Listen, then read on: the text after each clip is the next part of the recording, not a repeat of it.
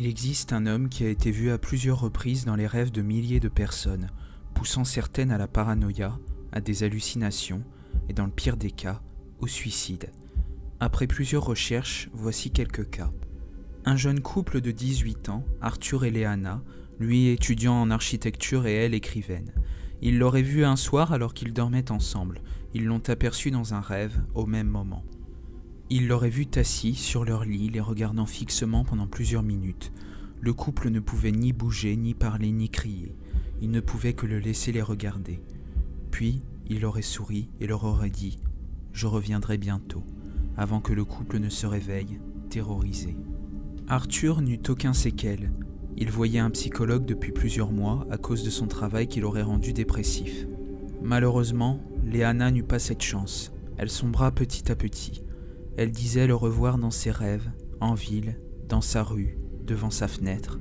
Elle ne supportait plus cette situation. Elle se mit à boire, puis à la drogue, et sombra dans une profonde paranoïa avant qu'Arthur ne la retrouve pendue dans sa chambre. Elle ne laissa qu'un sombre poème.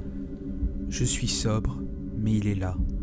C'est loin d'être un rêve, crois-moi. Je suis désolé, je dois partir. Je ne peux plus me cacher ou mentir. Je pars avec peine. Adieu Artie, je t'aime. » L'étude révéla un suicide. Cependant, il y avait des taches noires sur la feuille et dans son dos. L'origine en est encore inconnue. Il y a aussi le jeune Arnold, 10 ans. Il aurait fait le même rêve qu'Arthur et Léana d'après ses parents. Il dessinait le visage qu'il avait vu dans son rêve un peu partout, sur chaque dessin, chaque feuille, les sols, les murs, etc. Visage qui colle parfaitement avec la description d'Arthur et que les autres survivants ont donné. Un soir, les parents retrouvèrent le corps de leur fils en bas de l'immeuble. Il aurait sauté du 5e étage. Certaines pistes laissent penser qu'il aurait été poussé.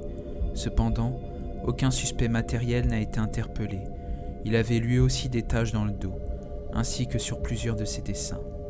Pour finir, je parlerai de Tyler. Le cas Tyler est celui qui a effacé mes doutes sur cette chose et a aussi été le plus violent. C'était un agent de sécurité dans une boîte de nuit, un videur. C'était le frère de Léana. Sa sœur lui avait souvent parlé de ce mec. Après son suicide plus qu'étrange, il avait fait des recherches sur l'homme qui terrifiait Léana. Il a cherché de nombreux cas, il a même rencontré le jeune Arnold et avait été anéanti par sa mort.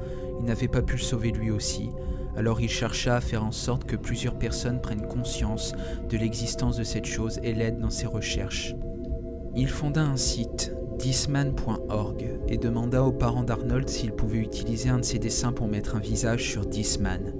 Il avait fait son possible pour aider certaines victimes, il en a sauvé plusieurs, mais certaines n'étaient pas assez résistantes pour résister à ce monstre. Tyler voulait le voir, il voulait l'affronter, venger le petit Arnold et Léana, mais il ne venait pas. Tout le monde autour de lui devenait victime de cette chose, mais pas lui, et ça le rendait dingue. Mais un soir, celui qu'il avait appelé Disman a répondu à son appel désespéré. Tyler l'avait vu, mais cette fois, cette chose ne lui souriait pas. Elle était dans une rage folle. Elle lui sauta à la gorge en lui criant « Pourquoi tu veux les sauver ? Laisse-les-moi, laisse-les-moi » Il se réveilla à moitié étranglé. Il avait du mal à respirer. Il avait 2 marques noires sur la gorge. Après ça, Tyler craqua. Il avait tenté 4 fois de se suicider. Il était devenu dangereux, avait un comportement violent. On le retrouva allongé sur son lit, les artères des mains coupées, un tournevis dans la gorge. Il y avait des marques de lutte dans sa chambre, ainsi que de nombreuses marques noires sur sa gorge et le tournevis. Le site existe encore. Il a été repris. Peu de personnes étaient au courant de ces incidents. Je devais en parler, car moi aussi, je l'ai vu hier soir.